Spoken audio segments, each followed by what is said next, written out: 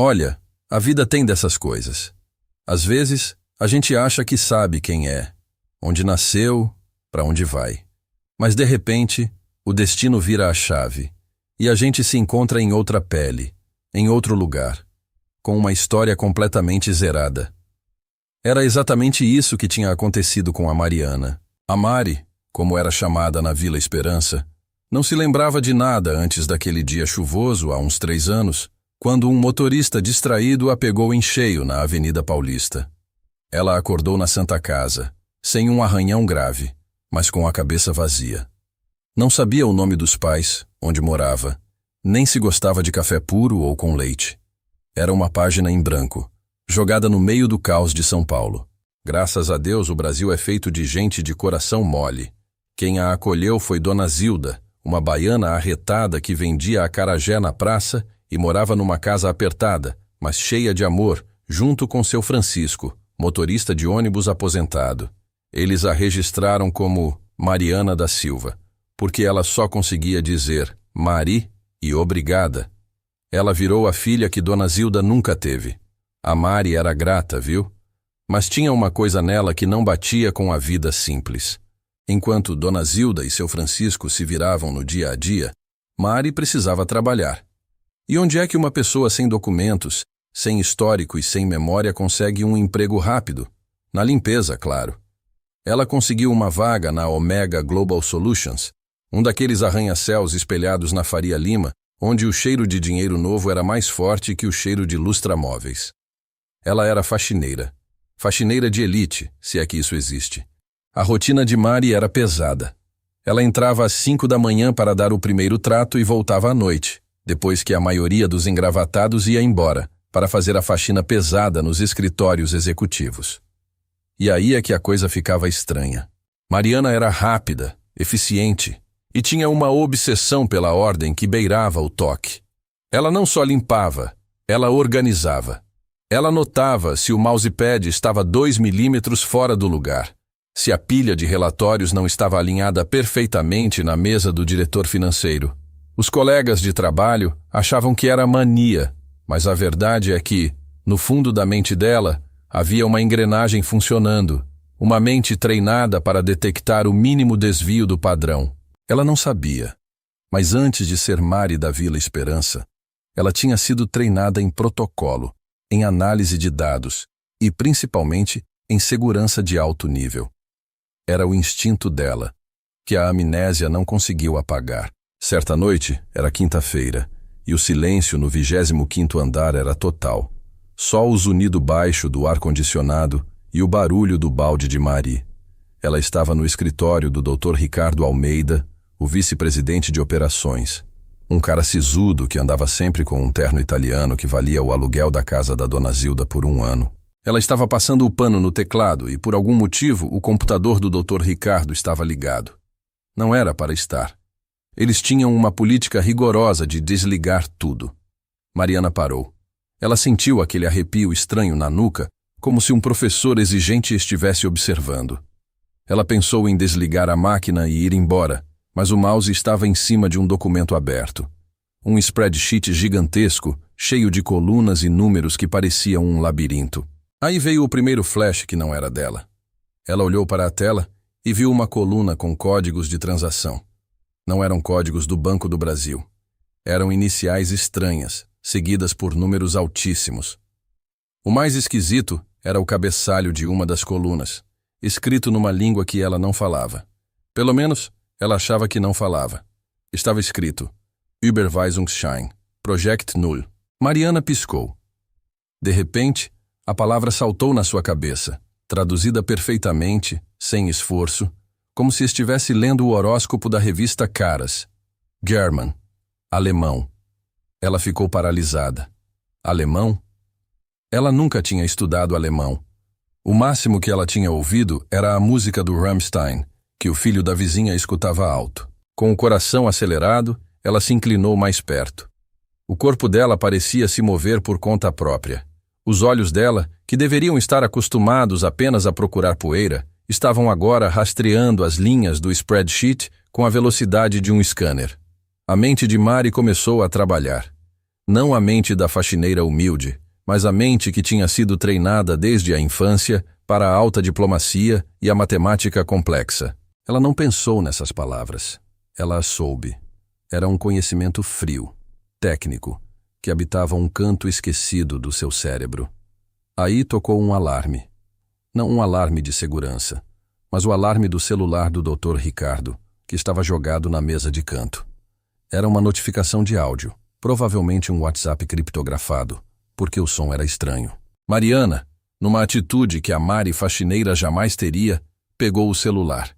Ela hesitou por um segundo, sentindo a culpa de estar invadindo a privacidade alheia, mas a pressão do seu instinto era maior. Ela apertou o play. A voz que saiu não era do Dr. Ricardo. Era uma voz grave, falando muito rápido em outra língua. Mariana fechou os olhos, tentando entender. Ela abriu os olhos, chocada. Francês. Perfeito. Fluente. 2 línguas em 5 minutos. Ela, que mal conseguia conjugar o pretérito mais que perfeito do português. A mão dela tremia. Ela largou o celular como se fosse brasa. Isso não era normal. Ela estava enlouquecendo? Mariana terminou a limpeza naquela noite no automático. O balde, o pano, o elevador descendo. Mas a cabeça dela estava a 1000 por hora, rodando aqueles números alemães e aquelas frases francesas.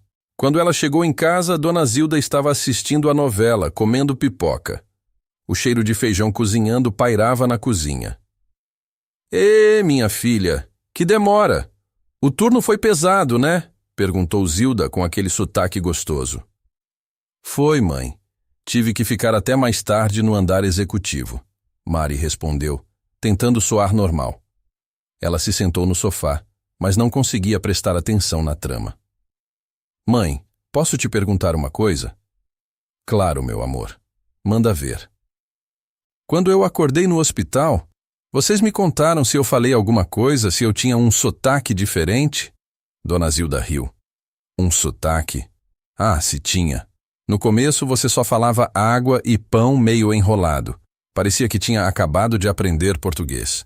A gente até achou que você era de algum país vizinho, tipo Paraguai ou Bolívia, de tão esquisito que era. Mas, nada de diferente? Tipo, eu falava outras línguas?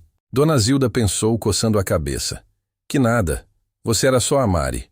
Agora vai dormir que amanhã cedo você tem que estar naquele palácio de vidro de novo. Mariana foi para o quartinho que dividia com a gata da casa, a Mimi. Ela deitou, mas o sono não vinha. O que ela tinha visto não era um erro contábil. Era um esquema. Um esquema gigantesco de desvio de dinheiro, usando a Omega Global Solutions como fachada para movimentar milhões para fora do país. E a parte mais assustadora não era o crime. Era o fato de que ela tinha a capacidade de decifrá-lo. No dia seguinte, Mari voltou ao trabalho com uma missão. Ela não era mais apenas uma faxineira. Ela era uma investigadora amadora, movida por um instinto que gritava injustiça em 5 idiomas diferentes. Ela precisava de mais informações. Seu plano era simples: usar a invisibilidade de sua posição. Ninguém presta atenção na faxineira.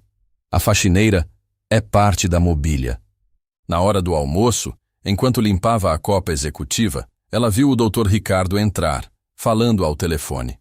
Ela se encolheu perto da máquina de café, fingindo limpar o cesto de lixo. Ele estava irritado. Sim, eu já preparei a documentação. Atrasar o pagamento dos fornecedores locais não é o problema. O problema é a due diligence que a matriz está exigindo. Aquele pessoal de Nova York é chato demais, viu? Ele parou de falar português. Ele começou a falar com uma fluidez impressionante, com um sotaque que Mari reconheceu como sendo britânico, mas ligeiramente diferente, mais culto. The local subsidiaries are too volatile. We need to finalize the transfer of the remaining capital to the offshore account in the Cayman Islands by Monday. Use the code Blue Sapphire. Inglês. Perfeito. E ela entendeu tudo. Código Safira Azul. Transferência para as Ilhas Cayman. Mariana sentiu um nó na garganta. Ela estava ouvindo uma confissão em tempo real. Naquela semana, Mari começou a operar de forma diferente. Ela não limpava mais. Ela vasculhava. Ela estava sempre por perto quando os executivos falavam baixo. Ela se movia com a discrição de uma sombra. O que ela descobriu era assustador. O esquema de fraude era complexo, envolvendo subsidiárias falsas no Brasil e na Argentina, todas criadas para justificar grandes saídas de capital para paraísos fiscais. O dinheiro sumia no exterior. E o mais incrível, ela estava usando o seu conhecimento perdido para mapear o crime. Quando ela encontrava um e-mail em espanhol falando sobre a operação em Buenos Aires, ela traduzia na hora. Quando ouvia um videoconferência em italiano sobre a compra de ativos falsos, ela pegava o essencial: alemão, francês, inglês, espanhol, italiano, 5 línguas. Ela falava e entendia todas, sem ter a menor lembrança de ter aprendido sequer uma delas. Era como se ela fosse um computador com a memória RAM limpa, mas o software de tradução instalado e funcionando perfeitamente. Ela começou a anotar as informações, não no papel, porque era arriscado demais, mas em um pequeno bloco de notas criptografado no seu celular velho, usando abreviações e códigos que só ela entendia. Códigos que novamente vinham do nada. A34, Cayman Safira Azul, RVP. Ela estava montando o quebra-cabeça. Só que, como todo bom detetive sabe, quanto mais perto você chega da verdade, mais visível você se torna para quem não quer ser pego. O Dr. Ricardo e sua equipe de desvio de fundos eram profissionais. Eles sabiam que durante a noite só havia seguranças e faxineiros no andar. Mas a movimentação noturna no sistema deles estava aumentando. Um dos assistentes de Ricardo, um rapaz chamado Gustavo, notou algo estranho no sistema de câmeras de segurança. Não era um roubo de bens materiais, mas uma presença prolongada e incomum em áreas restritas. Gustavo revisou as filmagens da última semana, focando no andar executivo. E quem é que estava sempre ali, parada perto da mesa, com o olhar fixo na tela, quando não deveria estar? Mariana, a faxineira. Ela está limpando, Gustavo. O que você esperava? Disse Ricardo impaciente. Sim, mas, doutor, ela fica tempo demais em certas mesas. E tem uma coisa estranha. Na quinta-feira, depois que o senhor saiu, o seu computador ficou ligado por mais de 20 minutos. Só ela estava lá. O doutor Ricardo gelou. Um faxineiro comum não seria uma ameaça. Mas e se ela tivesse visto algo? Um faxineiro não entenderia um Überweisungsschein. Certo? Ricardo decidiu que era melhor não arriscar. Ele deu ordens a Gustavo para monitorá-la de perto. Se ela fizesse qualquer movimento suspeito, ele deveria ser avisado imediatamente. Enquanto Mari se aprofundava na teia de aranha do crime corporativo, sem saber que estava sendo observada, muito, muito longe dali, em um país que ela não se lembrava de ter nascido, a busca por ela estava finalmente dando frutos. Do outro lado do Atlântico, no reino de Eldória, um lugar de dunas douradas e palácios de mármore que ficava escondido no mapa geopolítico, a corte real estava em pânico silencioso. A princesa Amira, herdeira do trono, estava desaparecida há 3 anos, desde que fugiu de seu casamento arranjado com seu primo, o príncipe Khalil. O rei e a rainha estavam devastados, mas o príncipe Khalil, um homem frio e calculista, estava mais interessado em recuperar o que considerava ser sua propriedade e, mais importante, garantir sua ascensão ao trono através dela. Ele havia enviado seus melhores agentes de segurança, o agente Karim e o agente Omar, para encontrá-la. Esses homens não eram detetives particulares. Eram especialistas em rastreamento eletrônico e segurança real. Por 3 anos, eles seguiram pistas falsas pela Europa e Oriente Médio, até que, finalmente, um sinal fraco surgiu. Em um escritório discreto em Dubai, o agente Karim estava diante de uma tela cheia de algoritmos complexos. «Omar, olhe isso!» Karim murmurou, apontando para um pico de atividade. «O que é, Karim? Mais um sinal Wi-Fi aleatório no Chipre?» «Não, é um padrão de acesso. 3 anos atrás, houve um grande pico de uso de dados criptografados, logo após o desaparecimento dela. Foi um acesso rápido a um servidor de segurança ultra secreto que só a princesa Amira conhecia. E onde isso nos leva? Aquele acesso foi rastreado, mas o sinal se perdeu imediatamente depois de um acidente de trânsito violento. O local do acidente foi São Paulo, Brasil. Omar se endireitou na cadeira. Brasil? A princesa Mira no Brasil? Isso é loucura. Não é loucura, é camuflagem. O sinal ficou dormente. Mas agora há uma nova atividade. Uma conta de e-mail criptografada de baixo nível acessou um antigo banco de dados linguístico que ela usava para estudos. O acesso foi muito rápido, quase imperceptível, mas os padrões de uso são dela. Ela está se comunicando? Não.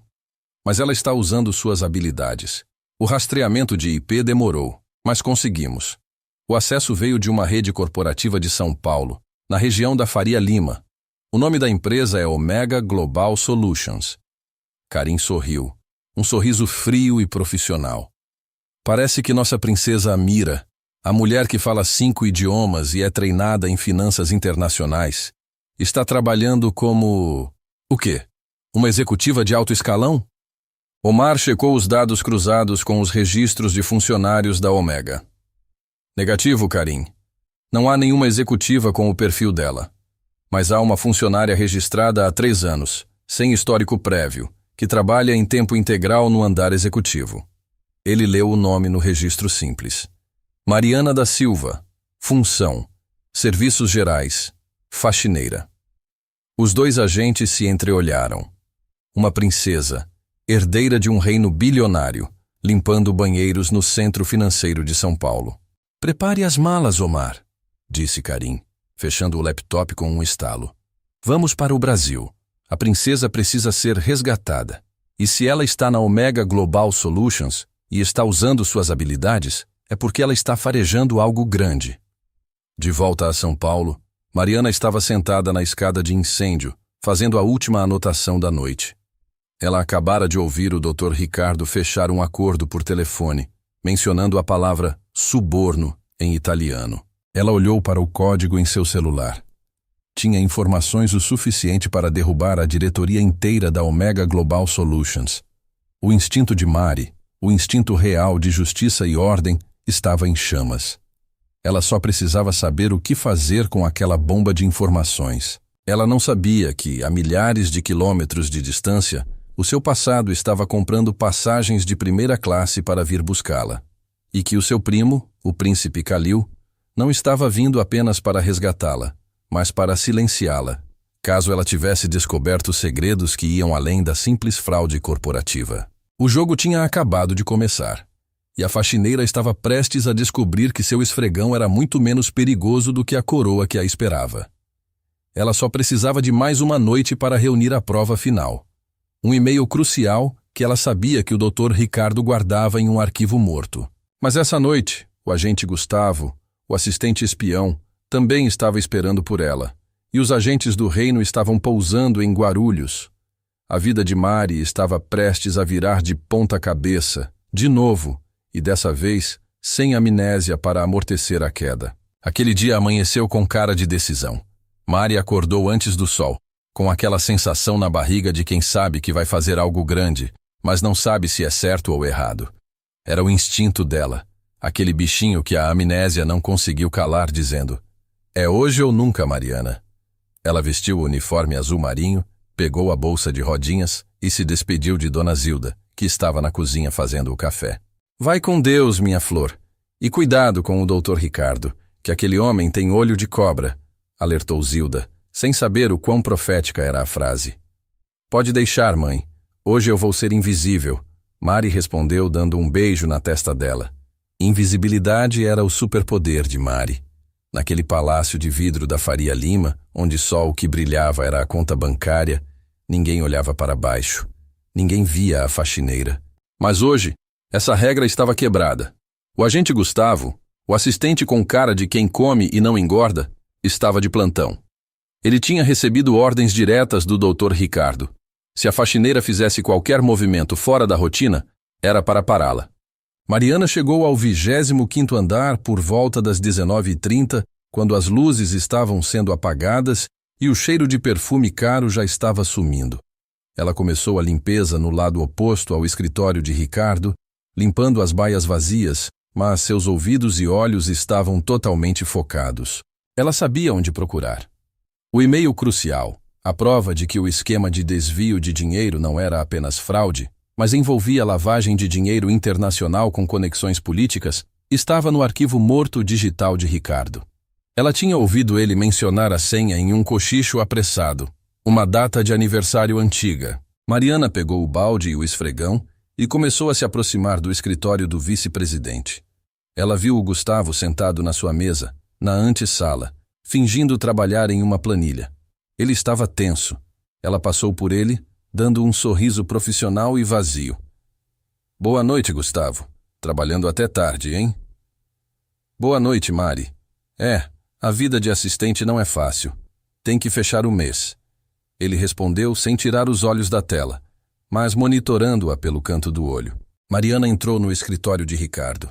Fechou a porta de vidro, mas não trancou. Ela ligou o aspirador de pó, o barulho alto servindo de cobertura.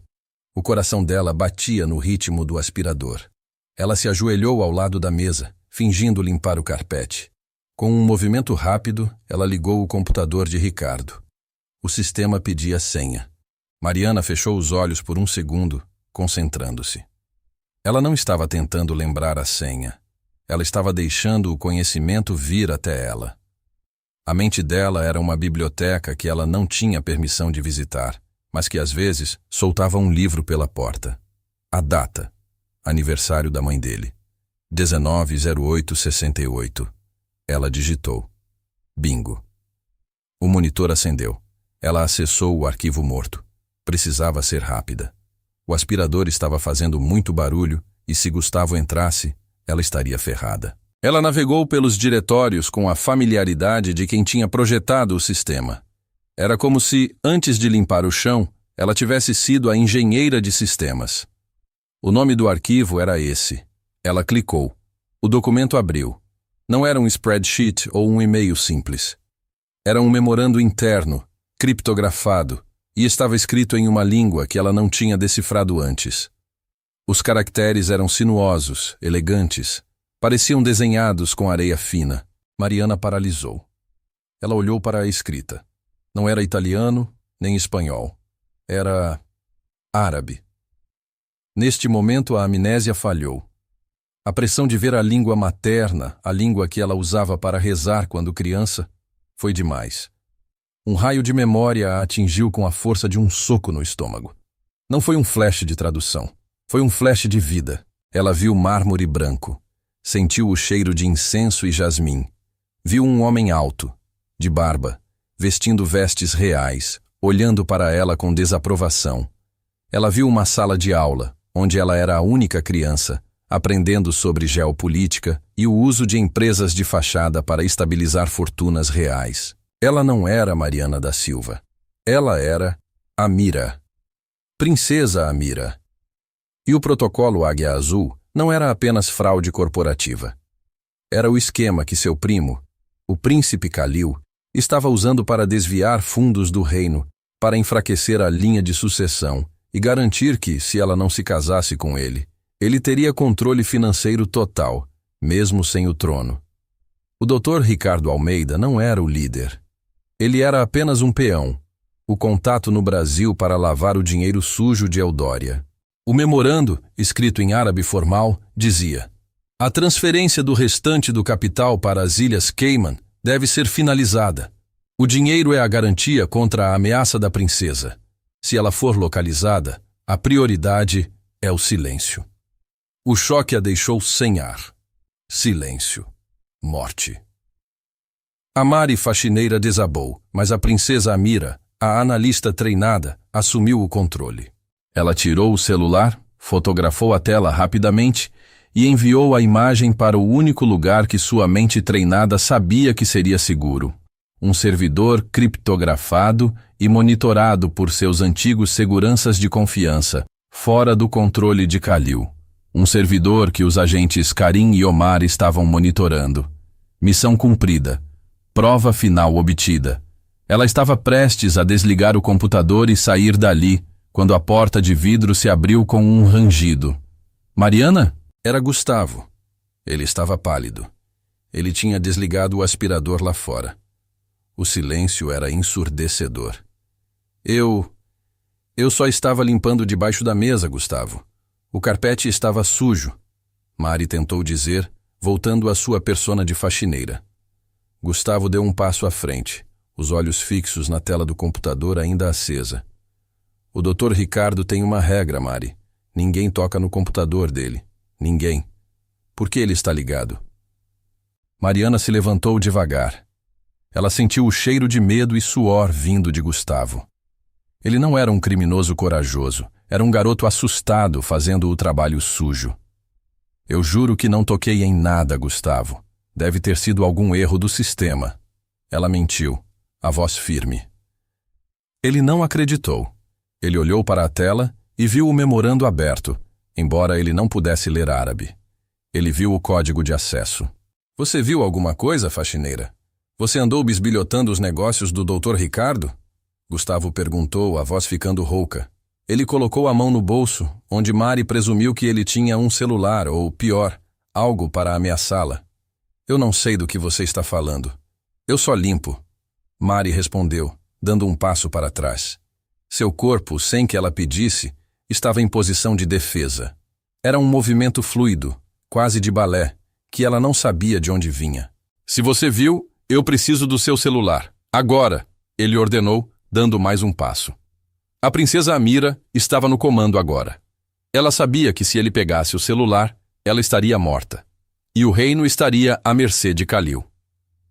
Você não vai tocar em mim, Gustavo, ela disse. E a voz que saiu não era a voz tímida da Mari da Silva. Era uma voz de comando, com um sotaque que parecia vir de longe, de palácios e tronos. Gustavo hesitou por um segundo, assustado com a mudança nela. Ele avançou, tentando agarrar o braço dela. Naquele instante, a Mari faxineira desapareceu completamente. O que veio à tona foi o treinamento de defesa pessoal de Amira, ensinado pelos melhores mestres de combate corporal de Eudória. Com a rapidez de um raio, Mari girou o quadril, usou o peso do corpo de Gustavo contra ele e, com um movimento limpo, empurrou-o contra a mesa. Ele bateu com o ombro na quina e caiu no chão, gemendo de dor, o celular dele voando para debaixo da cadeira. Mariana pegou a bolsa de rodinhas. Ela estava em pânico e exaltação ao mesmo tempo. Ela estava correndo perigo de vida, mas pela primeira vez em 3 anos, ela se sentia completa. Ela se lembrava de quem era, de onde vinha e do perigo que a cercava. Ela correu para a porta. "Segurança! Peguem ela!" gritou Gustavo, tentando se levantar. Mariana não parou. Ela desceu as escadas de emergência, sabendo que os elevadores estavam lentos demais e que o prédio estava bloqueando o sinal do celular. Enquanto isso, lá embaixo, o caos de São Paulo estava sendo enfrentado por 2 homens de terno escuro que pareciam ter saído de um filme de ação. Os agentes Karim e Omar tinham chegado a Guarulhos e se locomovido rapidamente para a Faria Lima. Eles se hospedaram em um hotel de luxo, mas não perderam tempo apreciando a vista da cidade. Eles estavam em uma van escura, estacionada a 2 quadras da Omega Global Solutions. O agente Omar estava monitorando o sinal de segurança que Amira havia acabado de enviar. "Karim, ela mandou o arquivo. É o protocolo Águia Azul. É o esquema de Khalil", Omar disse, a voz tensa. Ela decifrou. "Eu sabia que ela faria isso", Karim respondeu, ligando o motor da van. "Mas se ela enviou, significa que ela está em perigo. Khalil não vai deixar isso escapar." O sinal que Amira enviou não era apenas o memorando. Era um sinal de alerta programado para ser disparado em caso de ameaça iminente. O sinal de alerta dela veio do 25º andar, e agora o sinal dela está se movendo rapidamente, descendo as escadas de emergência. "Ela está fugindo", informou Omar. "Apressa o passo, Omar. Precisamos encontrá-la antes que os seguranças do prédio, ou pior, os capangas de Ricardo cheguem nela. Se ela for capturada agora, Khalil vence." Karim dirigiu a van com perícia pelo trânsito da Faria Lima, desviando de táxis e motoboys, ignorando as buzinas irritadas dos paulistanos. Mariana chegou ao térreo, ofegante. O alarme do prédio não estava tocando alto, mas ela ouvia a voz do segurança pelo rádio. "Intrusão no andar executivo. Uma funcionária de limpeza está fugindo. Interceptem-na."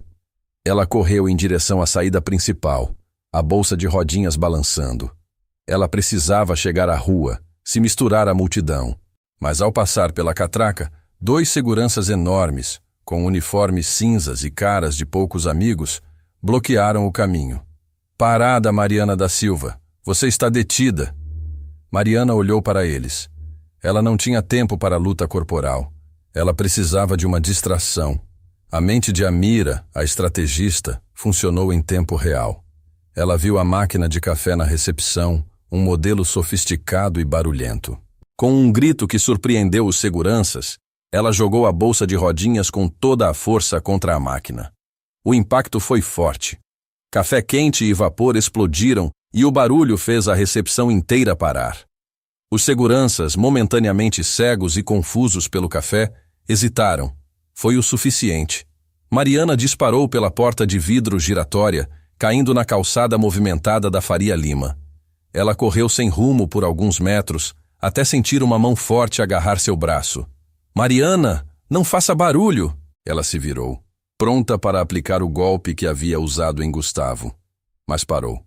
Era o Dr. Ricardo Almeida, que devia ter voltado ao prédio após a denúncia de Gustavo. Ele estava com o rosto vermelho de fúria e medo. Onde está o seu celular, sua rata de esgoto? Você acha que pode roubar a mim, que sou o vice-presidente, e sair impune? Onde você colocou o arquivo? Ricardo a puxou com violência para um beco lateral, escuro e estreito, onde o cheiro de lixo era forte. Eu não roubei nada, doutor. Eu só sei o que o senhor fez. E o mundo vai saber. Mari respondeu, tentando se soltar. Ninguém vai saber de nada. Você é uma faxineira sem memória, sem identidade. Quem vai acreditar em você? Ricardo rosnou, apertando o braço dela com tanta força que doeu. Ele estava prestes a pegar o celular dele para chamar alguém. Talvez alguém mais perigoso do que os seguranças, quando a van escura parou bruscamente na entrada do beco. 2 portas se abriram. 2 homens altos e de terno saíram. Eles pareciam perigosos e totalmente fora do lugar. Mas seus olhos estavam fixos em Mariana. Karim falou primeiro, em um tom que não admitia discussão. Ele falou em árabe, a língua que Maria acabara de redescobrir. Ricardo não entendeu as palavras, mas entendeu a ameaça na voz e a postura dos homens. Ele olhou para Mariana, depois para os homens, confuso e apavorado. Quem são vocês? Ela é uma ladra. Eu vou chamar a polícia. Ricardo gritou em português. Omar deu um passo à frente. Nós somos a polícia que você não quer conhecer, Dr. Almeida. Se você valoriza sua vida e sua liberdade, você vai soltar o braço dela, dar meia volta e esquecer que essa noite aconteceu. Ricardo, vendo a determinação fria nos olhos de Omar, soltou Mari. Ele recuou, tropeçando no próprio terno italiano. Ele não sabia quem eram aqueles homens, mas eles não eram do Brasil. Mariana estava livre, mas não estava segura. Ela olhou para Karim e Omar, seus rostos vagamente familiares, despertando mais memórias nebulosas. Quem são vocês? Ela perguntou, em português, ainda hesitante. Karim se aproximou dela com uma reverência rápida, formal e totalmente inesperada para a Mari faxineira. Ele falou em árabe, e a princesa Amira entendeu cada palavra. Mariana cambaleou. Princesa. Aeronave real. Resgate. Eudória. Eu não posso ir. Ela balbuciou. Eu tenho uma família aqui. Dona Zilda. Seu Francisco. Omar se adiantou mais prático. Não temos tempo para sentimentalismos, princesa. O protocolo Águia Azul envolve mais do que fraude. Khalil está usando esse dinheiro para financiar grupos rebeldes. Se isso cair nas mãos erradas, o reino entra em guerra civil. E você é o único símbolo de paz que resta. Mariana sentiu o peso da coroa invisível pela primeira vez. Ela não era só uma vítima. Ela era a chave para a estabilidade de um país. Nós temos que ir agora. O Dr. Ricardo vai chamar reforços, alertou Karim. Ele a guiou para a van. Maria entrou, atordoada, olhando para trás. Ela viu Ricardo, ainda no beco, tentando ligar para alguém, o pânico estampado no rosto. A van disparou pela Faria Lima. Para onde estamos indo? Mari perguntou, voltando ao português como se a língua fosse uma âncora na sua realidade atual. Para o hangar de Guarulhos. Temos um jato pronto para decolar, respondeu Omar, em um português arranhado, mas compreensível. Mariana apertou o celular na mão. O arquivo com as provas estava seguro, mas ela não conseguia parar de pensar em Dona Zilda. Eu preciso avisar minha família. Eles vão pensar que eu sumi de novo. Karim, sentado ao lado dela, deu um suspiro paciente. Nós cuidaremos da família, princesa. Eles serão compensados e protegidos. Mas neste momento, você é prioridade máxima. Você está em solo inimigo. O termo solo inimigo fez Mari finalmente aceitar a gravidade da situação. Ela estava em guerra, e a guerra não era contra o Dr. Ricardo, mas contra seu próprio sangue. A van seguiu em alta velocidade, deixando o centro financeiro de São Paulo para trás. Mas eles não eram os únicos em movimento. O Dr. Ricardo, tremendo de raiva e medo, ligou diretamente para o número de emergência que Kalil havia lhe dado. Eu perdi o arquivo! A faxineira fugiu! Eram 2 homens armados, estrangeiros, falando em alguma língua estranha. Eles a levaram. Do outro lado da linha, em Eudória, o príncipe Kalil ouviu a notícia. Ele não precisou de mais detalhes. A princesa Amira havia sido resgatada por seus antigos seguranças. Ele não podia permitir que ela chegasse ao reino com a prova de seu desvio de fundos e traição. Kalil ligou para um segundo número, um contato em uma pequena ilha no meio do Atlântico, onde ele mantinha uma equipe de mercenários prontos para agir. Ativem o protocolo Cobra. O jato real que se dirige a Eudória deve ser interceptado. Não permitam que a princesa Amira pise em solo eudoriano e garantam que o arquivo seja destruído. Enquanto isso, no voo para Guarulhos, Mari começou a sentir o peso das memórias que voltavam. Ela se lembrou dos dias na corte, do noivado forçado, da fuga desesperada em um jato particular e do acidente na Avenida Paulista que apagou tudo. Agente Karim, eu preciso de um favor, Mari disse, a voz mais forte, mais real. Qualquer coisa, princesa. Eu mandei o arquivo para o servidor de vocês, mas eu preciso de uma cópia física e preciso de acesso imediato aos códigos de comunicação diplomática. Karim e Omar se entreolharam, impressionados. A faxineira havia sumido. A princesa analista estava de volta. Nós temos tudo no hangar, princesa, mas nosso tempo é limitado. Kalil não vai esperar. A van chegou ao Aeroporto Internacional de Guarulhos, entrando em uma área restrita, longe dos terminais comerciais. Lá estava ele. Um jato executivo branco e dourado, com o brasão de Eudória pintado na cauda. Mariana olhou para a aeronave. Em 3 anos, ela tinha trocado o luxo da realeza pelo cheiro de água sanitária. Agora, ela estava voltando, mas não como fugitiva, como guerreira. Ao subir a escada do jato, ela se virou para encarar a noite de São Paulo. Ela pensou em Dona Zilda, na vida simples e honesta que ela tinha construído. Ela sentiu uma pontada de luto pela perda da Mari da Silva, mas a princesa Amira sabia o que tinha que fazer.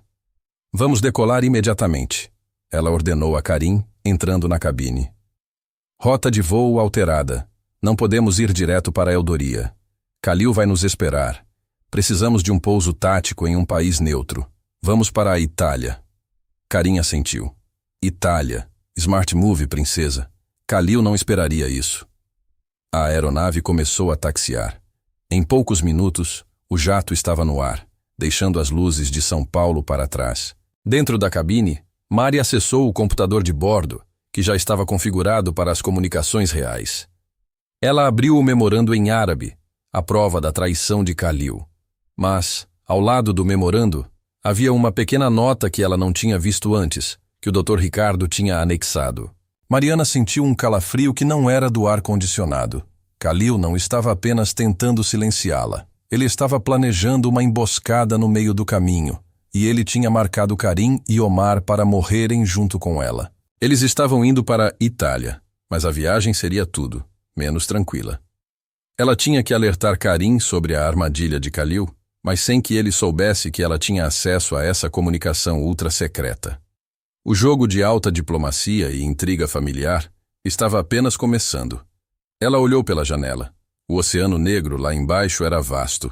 Ela tinha fugido de um casamento, sobrevivido a uma amnésia e desvendado uma fraude internacional. Agora, ela tinha que sobreviver à sua própria família. Mariana respirou fundo. A princesa Amira estava pronta para a luta. Ela tinha que garantir que o avião chegasse na Itália e que Khalil pagasse por seus crimes. Mas enquanto o jato ganhava altitude, o agente Omar, que estava monitorando o sistema de rastreamento do voo, chamou Karim, com a voz carregada de preocupação. Karim, temos um problema sério. Recebemos um alerta de segurança de um contato na base aérea. O príncipe Khalil ativou o protocolo Cobra. Ele enviou um caça furtivo para interceptar nosso voo. Parece que ele sabia da rota de fuga. Impossível. A princesa acabou de mudar a rota para a Itália. Karim retrucou incrédulo. Omar apontou para a tela. Não. Ele sabia antes. O caça foi despachado para a rota padrão de voo transatlântico em direção ao Oriente Médio. Se seguirmos para a Itália, estaremos seguros. Mas se por acaso, por algum motivo, tivermos que desviar para leste... Mariana, que estava ouvindo a conversa em árabe, sabia exatamente o que estava acontecendo. Khalil era um mestre em antecipar movimentos. Ela sabia que a única maneira de evitar o caça era manter o curso para a Itália. Mas o destino, ou o motor do avião, tinha outros planos. De repente, o jato deu um solavanco violento. Uma luz vermelha piscou no painel de controle. O piloto gritou, em inglês: "Estamos perdendo pressão no motor número 2. Eu não consigo compensar. Precisamos de um pouso de emergência e o aeroporto mais próximo está em Cabo Verde, a leste." A leste. Exatamente na rota de interceptação. Mariana olhou para Karim e Omar. O destino estava forçando-a diretamente para a armadilha de Khalil. A realeza estrangeira veio buscá-la no Brasil, mas a morte estava esperando por ela no meio do Atlântico. Ela tinha que usar todas as suas habilidades, perdidas e reencontradas, para manter aquele avião no ar e a salvo. A luta pela coroa e pela vida estava prestes a atingir o ponto de não retorno. O voo de resgate havia se transformado em uma corrida desesperada. Olha, o bicho pegou de verdade. Não era mais sobre desvio de fundos ou sobre quem limpava melhor o carpete. Era sobre vida ou morte, a milhares de metros do chão, no meio do Atlântico. O piloto gritou no intercomunicador, a voz cheia de estresse. "Perdemos o motor! Estamos muito pesados para manter a altitude. Precisamos de um pouso de emergência em Cabo Verde, e rápido." Karim e Omar se viraram para Mariana, os rostos tensos. Eles sabiam o que Cabo Verde significava, a rota de interceptação. "Princesa, precisamos de calma", disse Karim, voltando-se para o painel de comunicação. Mas Amira não precisava de calma. Ela precisava de ação. A memória dela estava totalmente restaurada, e com ela, o protocolo de segurança para emergências aéreas da família real de Eudória. Ela se levantou da poltrona, ajeitando o uniforme amassado de faxineira, e foi até a cabine. "Não podemos ir para Cabo Verde", ela disse em árabe perfeito e autoritário. "O príncipe Khalil sabia de nossa rota de fuga antes mesmo de embarcarmos. Este acidente não é um acidente, é sabotagem. Se pousarmos em Cabo Verde, o caça furtivo estará nos esperando." Karim e Omar se entreolharam chocados. Como ela sabia da sabotagem? E como ela sabia do caça? "Princesa, o que você está dizendo?" perguntou Omar cético. "Não há como Khalil ter agido tão rápido." Mariana olhou para o painel de comunicação, onde uma luz vermelha teimava em piscar. O protocolo Cobra foi ativado. Eu sei disso porque eu fui treinada para reconhecer a assinatura de cada protocolo de segurança do palácio. Ela mentiu rapidamente, cobrindo o fato de ter lido a comunicação de Ricardo. "A interceptação está marcada para 20 graus a leste do meridiano. Cabo Verde é um alvo fácil."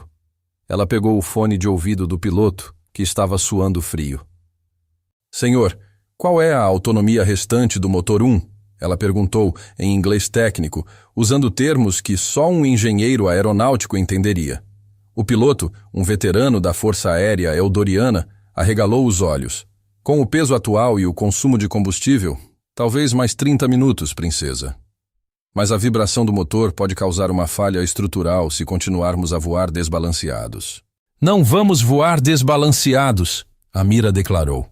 Ela se virou para Karim e Omar. Vocês têm os códigos de acesso diplomático de emergência? Karim hesitou por um segundo.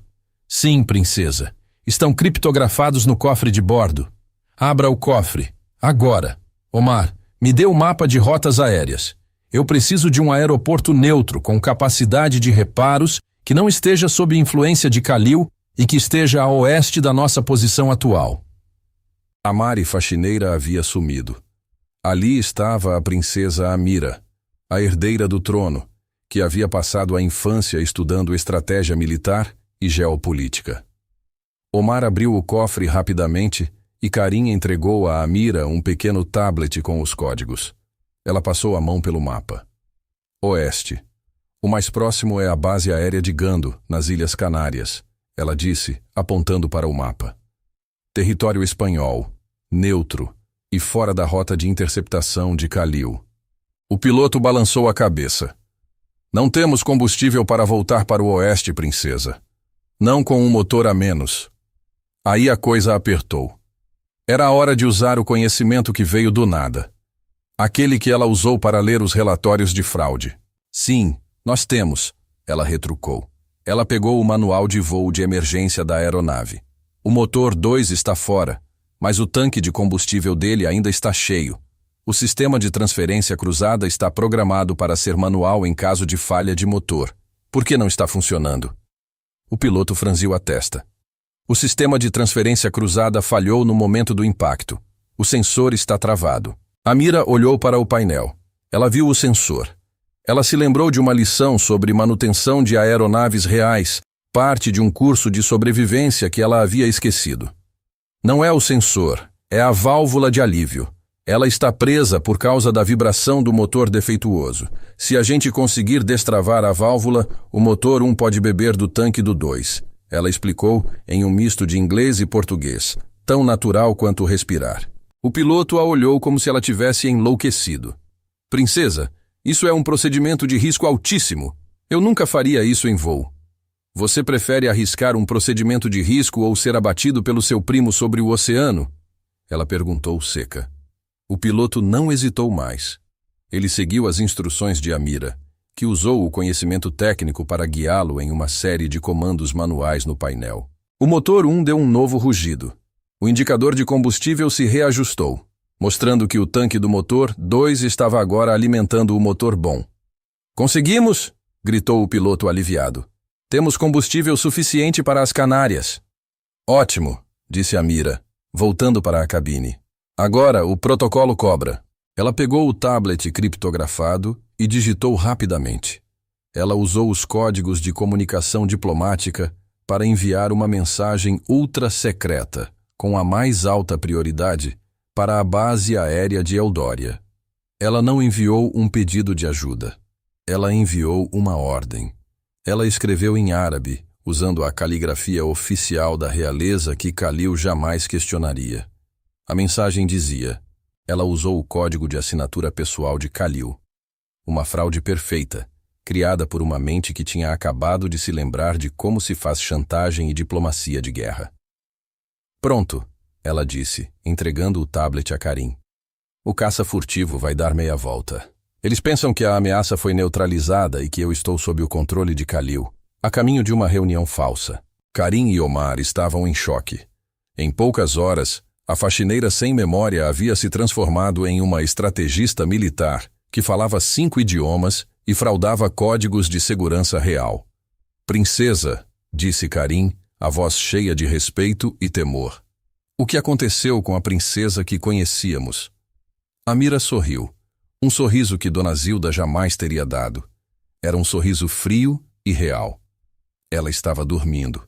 Agora, ela acordou. E ela tem um reino para salvar. O resto do voo foi tenso, mas seguro. Eles pousaram na base aérea de Gando, nas Ilhas Canárias, sob o pretexto de uma falha técnica.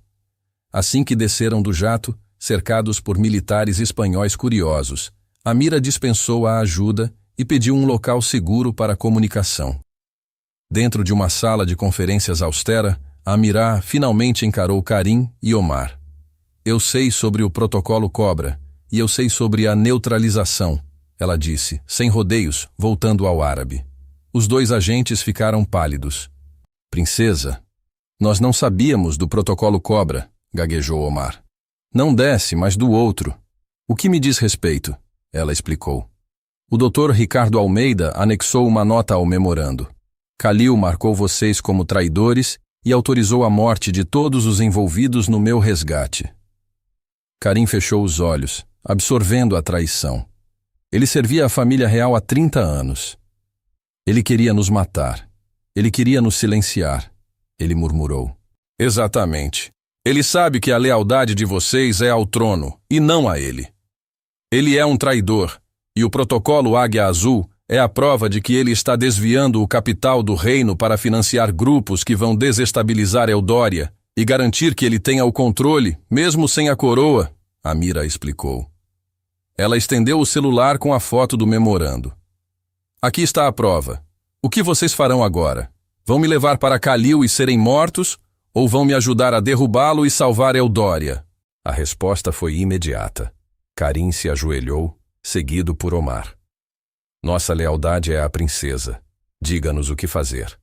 A partir daquele momento, a princesa Amira, com a ajuda de seus 2 seguranças leais, lançou seu ataque. E ela não usou armas. Usou a burocracia, a lei internacional e as 5 línguas que ela falava. Ela passou as próximas 48 horas no telefone. Em inglês fluente, ela contatou o Departamento de Justiça dos Estados Unidos, fornecendo as coordenadas das contas nas Ilhas Cayman e o envolvimento da Omega Global Solutions na lavagem de dinheiro. Em alemão e francês, ela acionou os órgãos reguladores financeiros na Suíça e na França, detalhando as transferências fraudulentas do Projeto Zero e as empresas de fachada usadas por Khalil.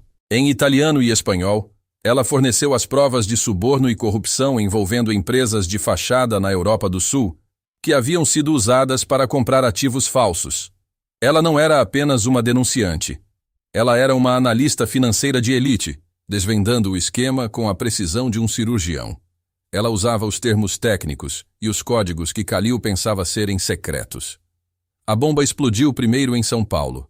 Na manhã de segunda-feira, a Polícia Federal e o FBI, agindo em conjunto com as informações anônimas e altamente detalhadas fornecidas, invadiram o prédio da Omega Global Solutions na Faria Lima. O Dr. Ricardo Almeida foi preso na frente de todos os funcionários, incluindo o agente Gustavo, que também foi levado algemado. A Omega Global Solutions foi lacrada e o escândalo financeiro abalou o centro de São Paulo. Dona Zilda e seu Francisco, na Vila Esperança, viram a notícia no Jornal Nacional.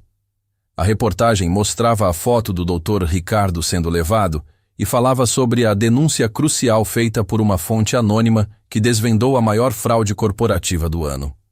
Dona Zilda olhou para a foto de Mariana, que a polícia havia distribuído no início da busca por ela, e suspirou. Eu sabia que aquela menina era diferente, mas faxineira que derruba vice-presidente? Só no Brasil, viu? Enquanto isso, Amira não havia se esquecido de sua família brasileira. Ela usou os códigos diplomáticos para enviar uma mensagem criptografada via um advogado de Eudória para garantir o bem-estar de Zilda e Francisco. Poucos dias depois, Dona Zilda e seu Francisco receberam a visita de um advogado impecavelmente vestido, que falava um português perfeito, mas com sotaque. Dona Zilda, seu Francisco, a princesa Amira deseja expressar sua gratidão eterna por terem acolhido e amado a Mariana da Silva em seu momento de maior necessidade. Ela lhes assegura que está segura e que a justiça será feita. O advogado entregou a eles uma escritura de uma casa nova, no mesmo bairro, mas com um quintal grande e um acarajé pronto para ser vendido, e uma conta bancária com fundos suficientes para que seu Francisco e Dona Zilda vivessem confortavelmente pelo resto de suas vidas. Ela fez isso? Perguntou Dona Zilda com os olhos marejados. A princesa Amira nunca se esquece de quem a tratou com bondade, respondeu o advogado. Com a Omega Global Solutions desmantelada e as contas de Khalil bloqueadas internacionalmente, o príncipe Khalil estava encurralado. Ele perdeu o apoio dos grupos rebeldes e dos investidores estrangeiros. Quando Amira finalmente aterrissou em Eldória, uma semana depois, ela não chegou sozinha. Ela chegou com o apoio da ONU e de uma coalizão de países ocidentais que estavam de olho nos desvios financeiros. Khalil tentou negar tudo, mas as provas eram irrefutáveis. O memorando em árabe, a assinatura de fraude, a sabotagem do avião. Ele foi preso por traição e desvio de fundos. A coroação da princesa Amira foi um evento mundial. Ela não usava a coroa tradicional, pesada e cheia de joias. Ela usava uma coroa mais simples, mas seus olhos brilhavam com a força de quem havia lutado por sua posição. Em seu primeiro discurso ao povo, ela falou sobre a importância da justiça e da transparência.